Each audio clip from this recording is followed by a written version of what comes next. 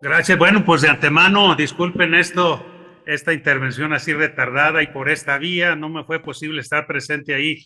Gracias de antemano por la invitación a participar en este foro pues tan importante dentro del tema para nosotros en lo particular, en lo que es la Guardia Nacional Cristera. Bueno, pues lo que ustedes están haciendo, sin lugar a dudas, nos ayuda con nuestros objetivos a dar a conocer lo que es la gesta cristera, este movimiento del cual ustedes ya han hecho mucha referencia, que para México, para la historia de nuestra patria, bueno, pues sin lugar a duda es un hecho sin precedentes, pero también para lo que sería la historia de la iglesia. Este movimiento, como ustedes bien lo saben también, pues nos ha dado muchos santos y muchos beatos. Así es que vamos a comentar a grandes rasgos algunos acontecimientos de este movimiento, ya lo que fue la lucha armada. Ya ustedes lo expresaron hace un momento, lo que vino a detonar ya el movimiento armado fue propiamente lo que conocemos como la ley Calles, de la cual ya nos han hablado, esas reformas al Código Penal que sancionaban, pues, desde luego, a los sacerdotes, ¿sí? Se convertía, pues, en delitos, básicamente, las actividades que ellos relacionaban. Así es que, repito, ya lo han comentado, no me detengo en lo que sería la ley Calles. Básicamente, aquí, el padre Lauro López Beltrán en el libro de la persecución religiosa en México nos dice que el primer combate se desarrolló el 29 de agosto de 1926.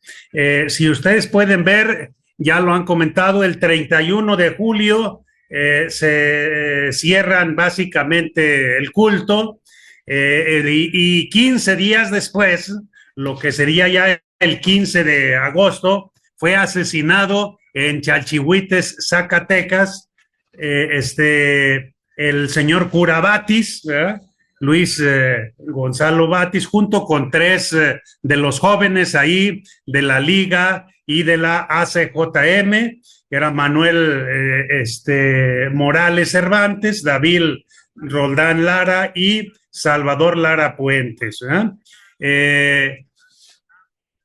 Estos quisieron, o más bien se buscó rescatarlos. Ahí intervino Pedro Quintanar, que quiso rescatarlos, quiso salvarles la vida, pero pues sin embargo se adelantaron y los mataron sin un juicio previo, ¿verdad? Sin que hubiera nada, simplemente los mataron. Si ustedes pueden ver la diferencia de días del 31 de julio, básicamente la suspensión de cultos o también cuando iniciaba la ley Calles, ya estamos hablando de 15 días después fue la muerte pues de estos hombres, o sea, provocó el mismo gobierno este levantamiento, ¿eh?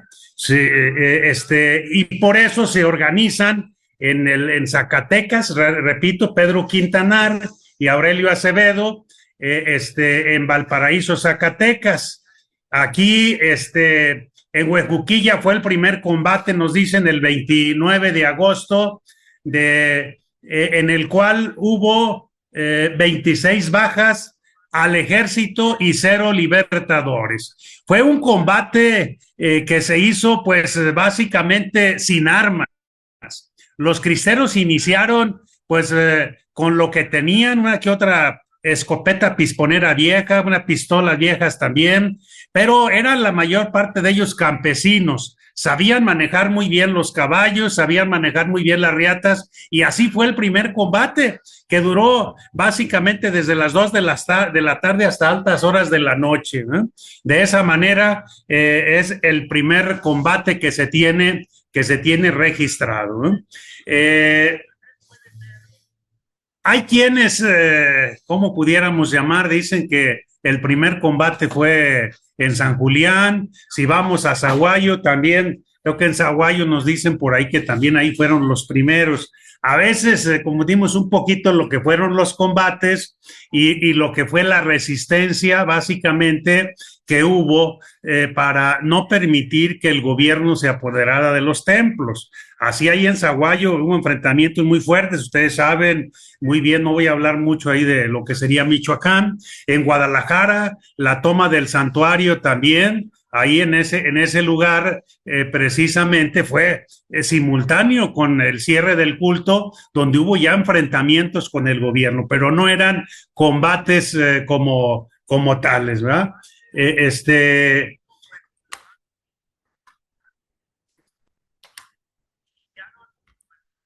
bien.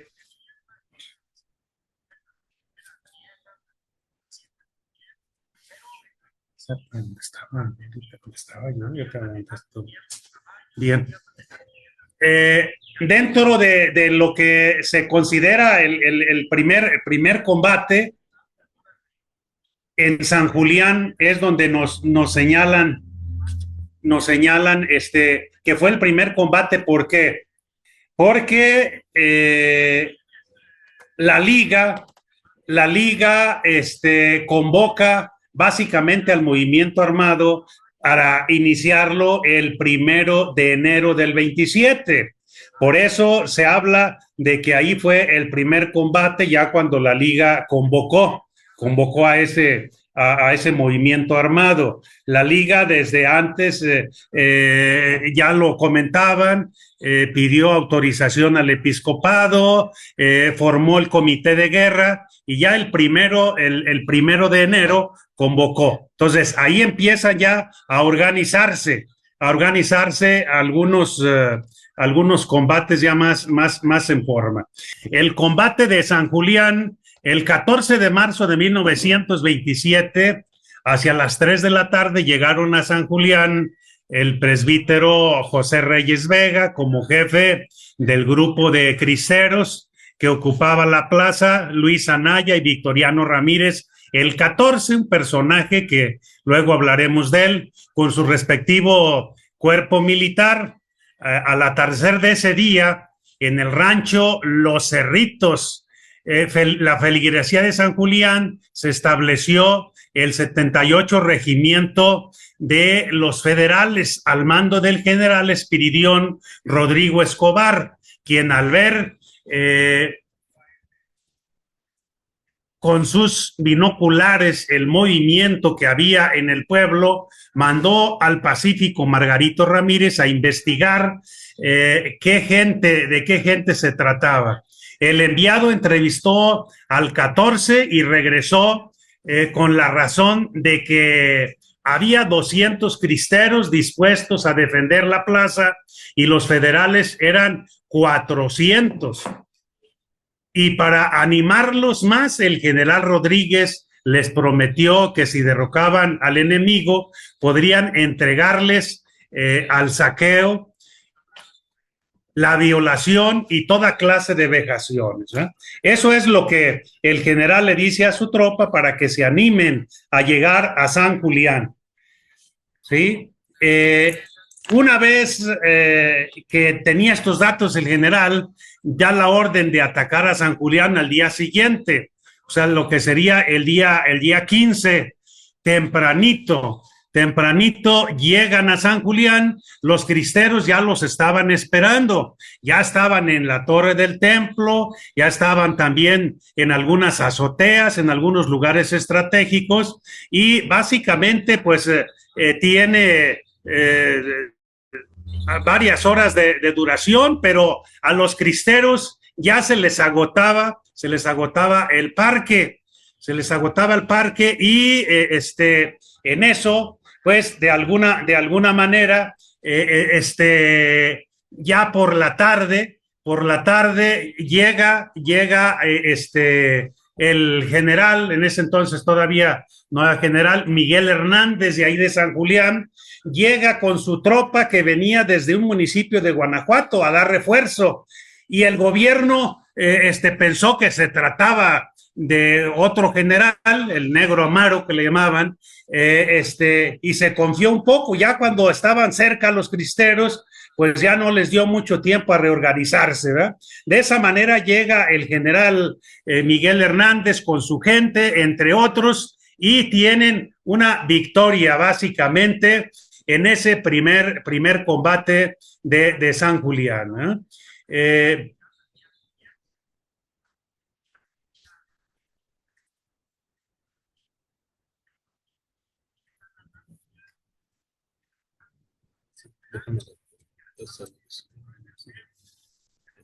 Bien. Después de 2 horas de combate y acorralados a dos fuegos, la confusión y el desorden se apoderó de los federales, por lo que el general Rodríguez ordenó la retirada y huyó vestido de mujer. Que por boca del general Rangel había dicho que se llevaría la cabeza del 14 en los tientos de su silla, en su retirada vergonzosa, olvidó hasta su equipo. Este combate representa la primer gran victoria de los cristeros a nivel nacional, en la que también participaron Lauro Rocha. Por ejemplo, Lauro Rocha, él fue uno de los jóvenes de la ACJM que defendió el santuario en la ciudad de Guadalajara. El día 15, una vez terminado el combate, se procedió a hacer el recuento de los daños. El resultado fue que solo había muerto 3 civiles y un soldado de los cristeros, ¿verdad?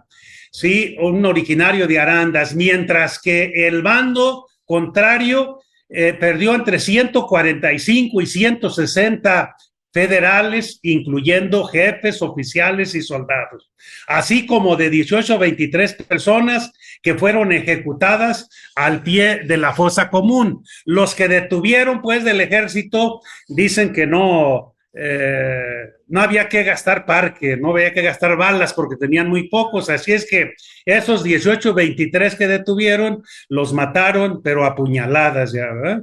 En el cementerio. Muy bien. Dentro de los que participaron aquí en este combate, está el general, el coronel Victoriano López, en el orden como están ahí en la presentación, Miguel Hernández, que fue general cristero, Toribio Valdés, y el presbítero José Reyes Vega y el mayor Eulogio González. Quiero comentar desde ahorita que aquí, en lo que fue la región de los Altos, 2 sacerdotes, ellos sí se metieron de lleno con las armas. Uno de ellos fue José Reyes Vega y el otro fue el padre Aristeo Pedrosa. Eso sí le entraron parejito como todos los cristeros. Bueno, hubo un gran número de combates. Aquí presento esta nada más como referencia, esta lámina del profesor Gabriel Montes, ahí de Michoacán, que ustedes deben conocerlo, la presentó en un evento allá, donde hubo infinidad de combates, ustedes pueden ver en lo que fue Michoacán. Ya las fechas y todo eso no es, pueden variar algunas o no podemos coincidir. Simplemente, aquí ya les comentaba yo, pues, de los primeros días de agosto, lo que pasó en Zaguayo, todo el hablan ahí a veces de lo que fue un combate, ¿verdad? En fin, hay muchos datos. De Michoacán no quisiera, pues, detenerme tampoco, ahí, porque, pues, como dicen por ahí, ni modo de enseñarle el Padre Nuestro al señor cura, pues ahí en Michoacán creo que ustedes saben muy bien, ¿eh? Yo lo que he leído, algo de ahí de Michoacán, es el libro Testimonio Cristero de Ezequiel Mendoza Barragán. Él anduvo organizando en lo que fue ahí Michoacán, colindando con Jalisco, Colima, toda esa zona. Entonces, ahí nos narra los diferentes acontecimientos que hubo ahí en el estado de Michoacán. Pero para mediados de abril del 27 llega ahí Luis Navarro Origel y forma el primer regimiento cristero con el nombre de Anacleto González Flores. De Anacleto ya se ha hablado también bastante. Anacleto fue fusilado en Guadalajara el 1 de abril, entonces aquí para mediados de abril pues ya de alguna manera tenían su nombre en este regimiento. Luis Navarro Origel, que con el nombre de Fermín Gutiérrez. Este Luis Navarro pues iba de Guanajuato, él ya había estado en Guanajuato, pero tuvo que salir de ahí y de alguna manera se lo llevan a que organice ahí Michoacán. Como comentario, dentro de los cristeros, donde más cristeros había era en esa parte de Michoacán, sí, colindando, repito, con Jalisco, Colima, toda esa zona, pero no estaban muy organizados o estaban desorganizados, vamos a llamarle así. Entonces Luis Navarro Origel, él llega a tratar de organizarlos ahí. No me detengo mucho ahí en los combates pues de lo que sería Michoacán, hablamos de la lucha armada nuestro tema, y bueno, pues es hablar de un gran número de combates que hubo. Aquí enumeré algunos, por ejemplo, en Durango, para cambiar un poquito de Michoacán o de Jalisco, irnos a Durango. En Durango el primer combate también se nos dice que fue ahí el 28 de septiembre, y ustedes se fijan, está muy cerca de cuando fue la suspensión de cultos, ¿verdad? Entonces ya andaban organizados antes de que la liga convocara al levantamiento, ¿verdad? Sí, aquí en este primer combate, ustedes se fijan, nos dice que ya participaron aproximadamente 120 cristeros con solo 60 armas. Unos iban nomás a ver qué podían hacer en esa parte, ¿verdad? Después del combate nos dicen que todos salieron ya con armas, ¿verdad? Todos se surtieron de armas y de parque, ¿sí? Después del anterior enfrentamiento, en el segundo combate, en Santiago Vallagoitia, ya nos sobraban, dicen ahí los cristeros, parque, ¿sí? Tuvimos una baja y ningún herido. Para noviembre del 26 hubo otro combate en el punto llamado La Tía Juana. Había muchos muertos y muchos heridos del gobierno. Levantamos el campo donde estaba muerto un general. Recogimos su espada, su pistola 45, unos gemelos y 2 bolsas de lona con 1,000 pesos cada una. Además recogimos 87 armas, 152 cartucheras con bastante parque cada una, y estaba un mulo muerto cargado con 2 cajones de parque. ¿Sí? Aquí, así como esto, podemos hablar mucho más, podemos hablar de muchos más combates que hubo también ahí en Durango, ¿verdad?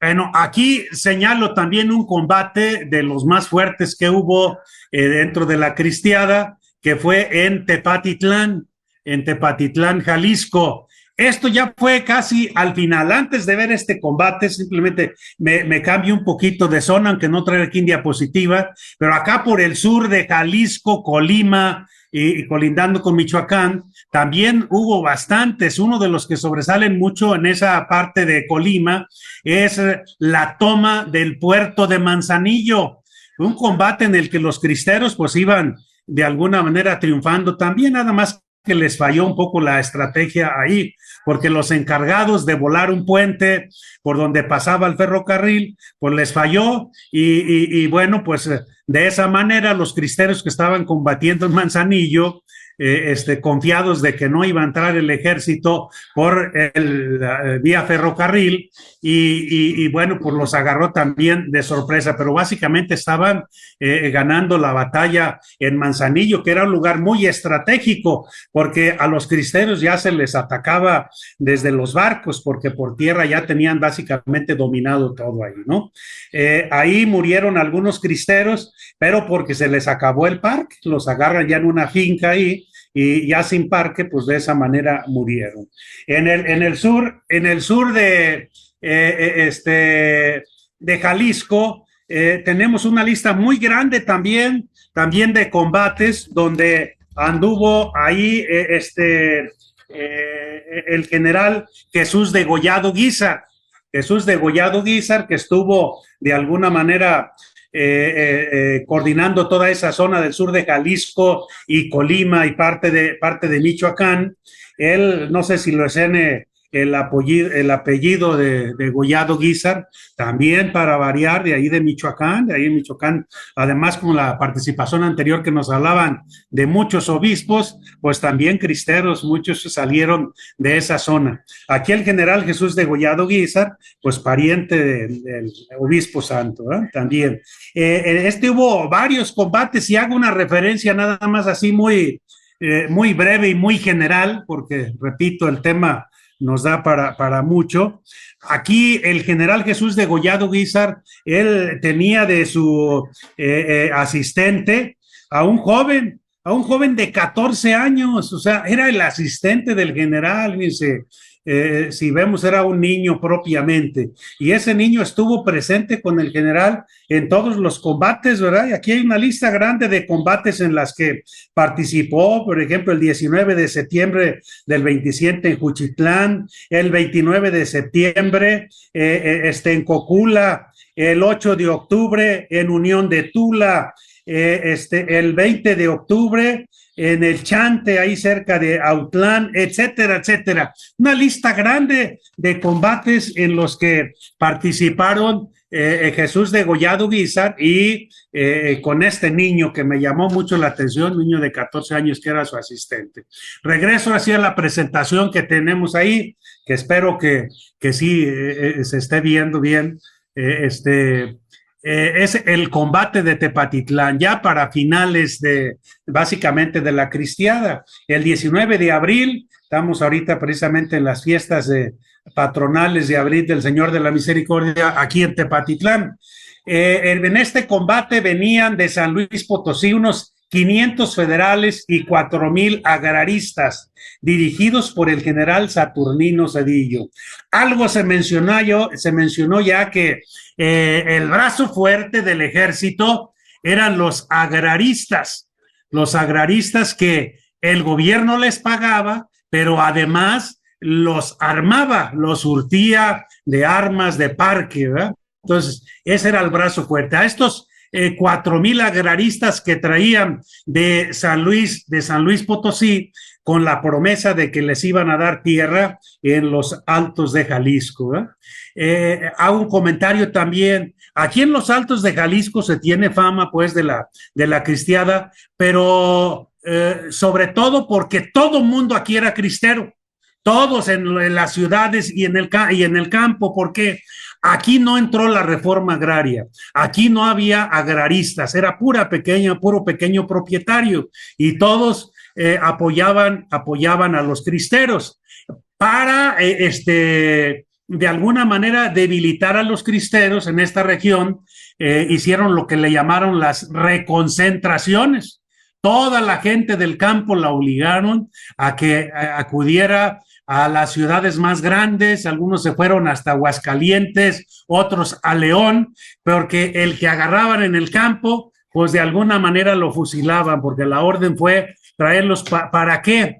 Para que no tuvieran el apoyo los cristeros de toda esa gente campesina, ¿eh? Pero era por esa circunstancia que, repito, por la cuestión de los agraristas, ¿no? Que aquí no había. Bueno, cuando llegan, volviendo a la presentación cuando llegan aquí a Tepatitlán,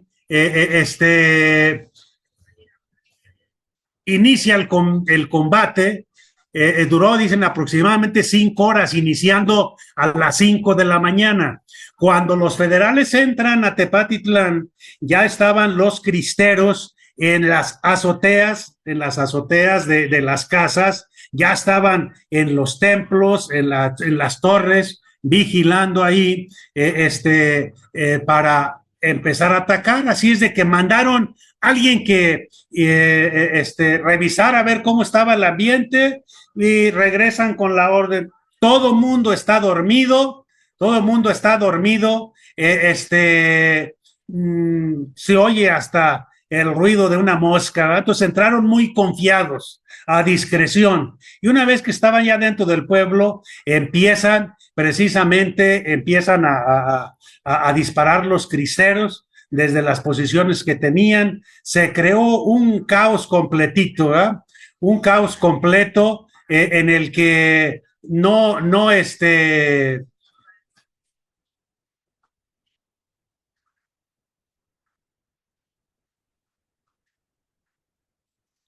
el gobierno no sabía básicamente ya qué hacer, ¿verdad? Hubo algunos muertos, por aquí, hay una lámina con la presentación. En esta lámina nos narra a alguien que estuvo ahí, básicamente que vio, es el doctor Juan Martín del Campo. Dice, yo vi las pilas de muertos. Primero llenaron una noria, un pozo, ¿verdad? De 12 metros de profundidad por 3 metros de diámetro. Luego abrieron una zanja de unos 3 metros de ancho por otros tantos de profundidad. Y como no cupieron, hicieron una pila muy alta de cadáveres, los llevaron en carretas de bueyes y los iban amontonando, rociándolos con petróleo y gasolina, ¿verdad? O sea, aquí en realidad fue un triunfo total de los cristeros este combate. Ya estaban muy organizados. Recordemos también que quien vino a organizar a los cristeros fue general contratado por la Liga, ¿sí? Y aquí ya estaba pues precisamente ya más o menos consolidado el ejército cristero, ¿no? Bien, el general que contrató la liga fue Enrique Gorostieta Velarde, sí, él había sido pues del ejército y fue contratado para organizar a los cristeros, pagándole precisamente, ¿no? Aquí yo hago un comentario, disculpen, ya muy personal, ya hablo de yo les digo. A mí me tocó, yo soy de aquí de Tepatitlán, precisamente, me tocó todavía platicar con algunos viejos cristeros y un señor que no fue cristero, pero que estuvo aquí era niño también en ese entonces, y básicamente coincide con esto que narra el doctor Juan Martín del Campo, eso que narra el doctor, eso que les comenté, también me lo platicaba a mí personalmente, un señor aquí de Tepatitlán, así es de que pues traemos en la sangre experiencias muy personales, ¿no?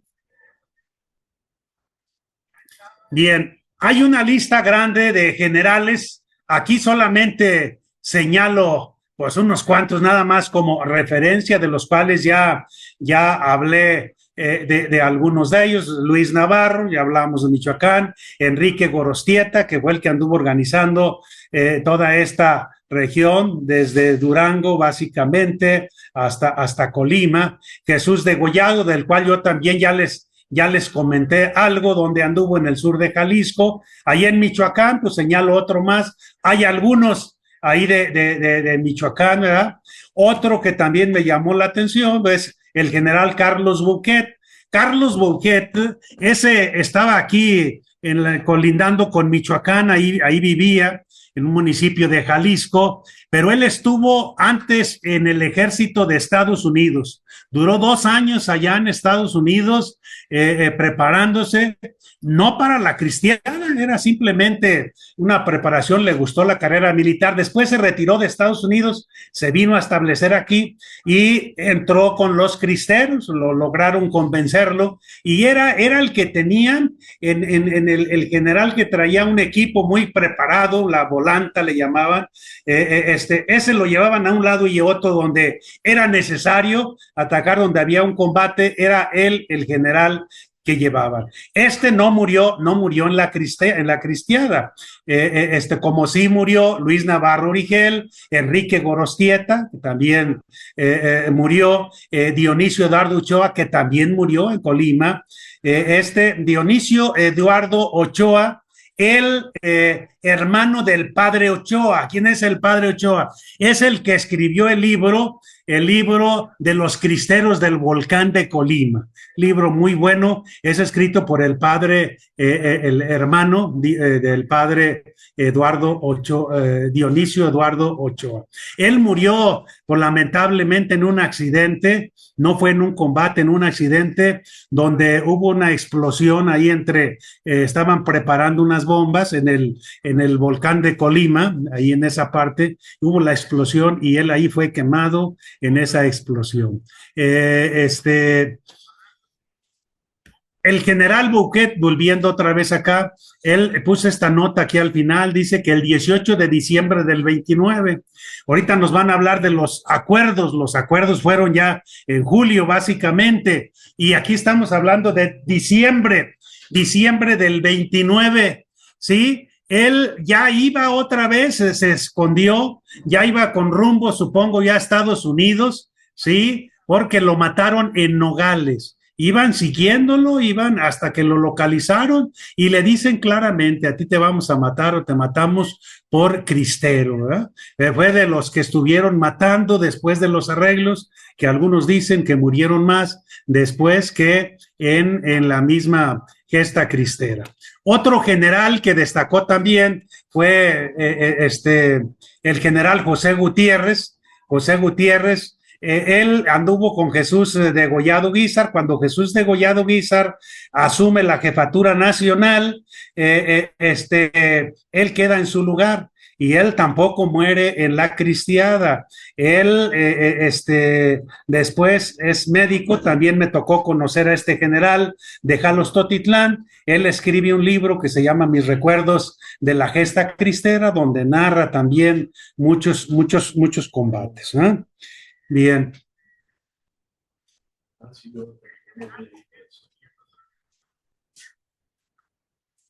Quiero resaltar un poquito, aquí ya mencionaba algo, lo que fue el papel de la mujer en la cristiana. Que si sigo hablando de combates cristeros, pues tenemos para hablar de ellos bastantes, que nos llevaría un buen rato, quizás hasta días, para hablar de algunos detalles. Pero no quise pasar desapercibido aquí el papel de la mujer en la cristiada. La mujer jugó un papel decisivo en este movimiento. Se organizaron a través de las brigadas femeninas Santa Juana de Arco. A través de las brigadas femeninas Santa Juana de Arco se organizaron muchísimas mujeres. Y bueno, tenían su organización secreta, las brigadas femeninas Santa Juana de Arco. Estas se fundan en Zapopan, aquí en Jalisco, ahí en Guadalajara, en esa zona también de alguna manera. Quien intervino, pues fue en parte Anacleto González Flores en la formación, en la organización de estas mujeres, aunque no propiamente él aparece como organizador, ¿verdad? Pero sí de las que participan ahí, son de las que él formó también dentro de los círculos de estudio que tenía. Bueno, las mujeres en esta lucha, les decía, juegan un papel importantísimo. Hacían el trabajo de conseguir parque y armas para los cristeros, ¿verdad? Se las arriesgaban de todas, ¿verdad? Para conseguir el parque. Hay algunas narraciones por ahí de que a veces lo conseguían con los mismos miembros del ejército, con las mujeres de los soldados, y que tenían estrategia, llegaban a los lugares donde vivían, pues, básicamente las mujeres de los cristeros, entraban con su canastito en el brazo lleno de dulces, de pinturas y para venderles, y las mujeres de los miembros del ejército les decían, pues no tenemos dinero, y las mujeres de las brigadas decían, no te preocupes, páganos con parque, consíguenos parque de tu esposo, y de esa manera nos pagas. Entonces salían con el canastito a veces más lleno que como entraban, pero ya más pesado también, porque ya traían el parque que habían conseguido con estas mujeres. Esas eran algunas de las hazañas de estas mujeres, pero también hacían labor de espionaje. Estas mujeres también precisamente tenían ese trabajo tan delicado que podían meterse a cualquier lugar y sacaban los datos para llevárselos a los cristeros también, ver cómo estaba la organización hasta del mismo ejército. Esa labor de espionaje fue fundamental entre ellas. También conseguían dinero para apoyar no solamente a los cristeros, sino a las familias de los cristeros. Se preparaban como enfermeras para atender básicamente a los lesionados. Estaban en campamentos con los lesionados, hasta allá iban a los cerros para distribuir el parque, hacían chalecos especiales. Dicen que a veces era tanto lo que tenían que caminar que llevaban sangrando porque cargaban 20, 25 kilos de balas entre los chalecos, entre los holanes de los vestidos, y de esa manera transportaban el parque. Aquí hago otro comentario en la explosión que hubo allá en Colima, en el Nevado, ahí donde murió el general Ochoa, Dionisio Eduardo Ochoa. Ahí también murieron 2 mujeres de las brigadas femeninas que les estaban ayudando a hacer las combinaciones ahí para las bombas, ¿verdad? También murieron en esa explosión, ¿verdad? Entonces, es un papel importantísimo, es todo un tema de las brigadas femeninas que pudiéramos desarrollar ampliamente, todo lo que se extendieron, ¿no? Bueno, hay muchos personajes ahí de Michoacán, no quiero detenerme porque de por sí nos tardamos un poquito, ¿verdad? Por los medios tecnológicos, y ya mero se nos termina nuestro tiempo. Quiero solamente recalcar, ya no hablar tanto de balazos, porque a veces cuando hablamos de la cristiada, la gente tiene un concepto de puros balazos, puros combates, pura gente que se levantó, que no sabía ni qué hacía. Si bien es cierto, como ya lo vimos, que eran campesinos, la gran mayoría jóvenes formados en las filas del ACJM, muchos de ellos estuvieron con Anacleto, como el general José Gutiérrez, él estuvo en la casa que tenía Anacleto en Guadalajara. Dionisio Eduardo Ochoa estuvo estudiando en Guadalajara, también venía de Colima, también perteneció a la organización que tenía Anacleto. En fin, podemos hablar muchísimos datos de ello. Pero yo creo que si analizamos la mística de veras de los cristeros, o sea, luchaban no solamente por la libertad religiosa, que eso era lo que los motivaba, pero gracias a ellos, o sea, tenemos libertad de expresión, libertad de reunión, libertad de prensa, la educación, pues con sus asegúnes, pero por todas esas libertades lucharon ellos, lucharon los cristeros. No fue solamente por la cuestión religiosa. Y aquí tengo pues nada más esta laminita pues como frutos de la gesta cristera. Gracias a este movimiento, no sé si sea correcto decirlo, pero nos dio frutos muy importantes, ¿verdad? Tantos santos, tantos beatos que tenemos hoy en México que anduvieron ahí, y estos, ni los santos ni los beatos, anduvieron tirando balazos, ¿verdad? De ahí, ¿qué más ejemplo que San José Sánchez del Río, ahí en Michoacán? Un niño que fue a cargar con el estandarte, básicamente, pero él quería participar. Y este niño, pues, según sus biógrafos, ya ven, antes de irse ahí a la cristiada, fue a visitar la tumba de Anacleto, a Guadalajara, pues, de alguna manera, vean, a la corta edad que él tenía, ya admiraba a Anacleto, ¿eh? Menciono solamente algunos de los santos o beatos que tenemos aquí en la región, ¿verdad? Digo, porque para hablar de Michoacán, para hablar y otros estados, a lo mejor ustedes me dicen cómo, ¿verdad? Me dicen qué hablar. Yo creo que le hablo un poquito de lo que ocurrió aquí en lo que es la región de los Altos. Tenemos, bueno, pues la bendición de que en la mayoría de municipios de aquí de la región de los Altos, si no tenemos un santo, tenemos un beato. Unos porque nacieron aquí, otros porque murieron aquí, otros porque pasaron por esta tierra, pero esta tierra regada con la sangre de nuestros mártires, ¿verdad? Aquí en San Julián, por ejemplo, tenemos a San Julio Álvarez, que nació en Guadalajara, pero murió en San Julián, y que este sacerdote lo trajeron desde cerca de Aguascalientes, lo llevan a León, y luego de León se lo llevan a San Julián para fusilarlo, como una venganza por la derrota que habían tenido ahí el gobierno en el combate cristero.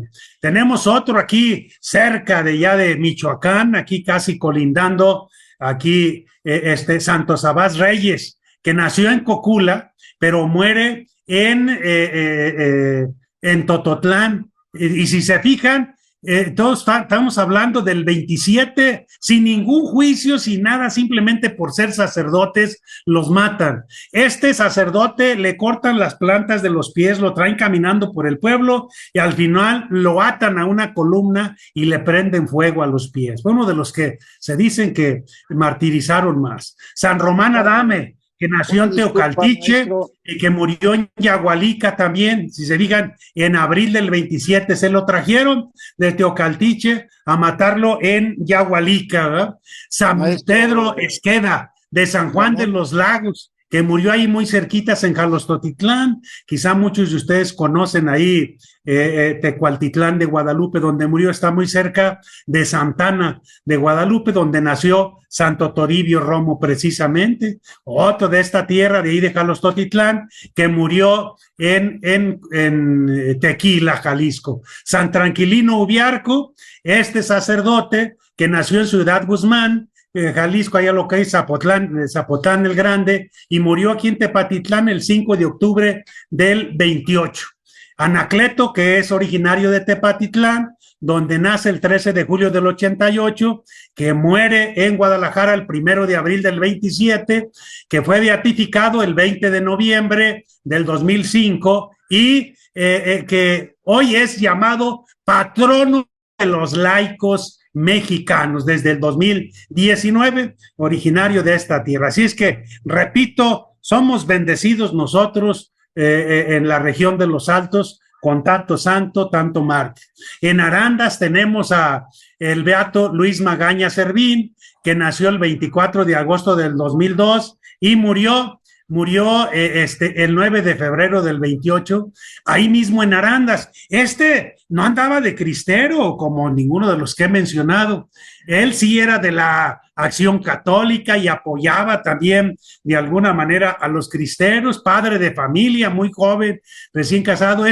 Llegan a detenerlo, no lo encuentran, se llevan a su hermano, él llega más tarde y dice, pues yo voy por mi hermano, a mí me buscaban, se viste su trajecito y va a tratar de rescatar a su hermano, y el general dice, muy hombrecito, suelten a su hermano y a fusílenmelo. Lo fusilan ahí en las puertas de la parroquia de Arandas. Miguel Gómez Loza también originario del refugio aquí en Acatic, la región de los Altos, muerto en el rancho El Lindero, ahí cerca de Atotonilco, también beato, padre de familia. Tanto Luis Magaña Servín como Anacleto, como Miguel Gómez Loza, padres de familia, que ahí nos da materia también para hablar precisamente de los temas de los padres de familia que participaron. En fin, hay una bibliografía muy grande de la cual pudiéramos hablar, de lo que les he estado comentando. Disculpen las carreras, lo correteado, lo desilvanado de mi tema. Lo ideal para mí es hacerlo de manera presencial como lo han hecho los demás, bueno, pero las circunstancias no se dieron. Espero que sí se haya escuchado, se haya visto bien y que sirva de algo los comentarios que les he hecho para seguir honrando a nuestros mártires. De mi parte, una vez más, muchísimas gracias por invitarme y estoy a sus órdenes.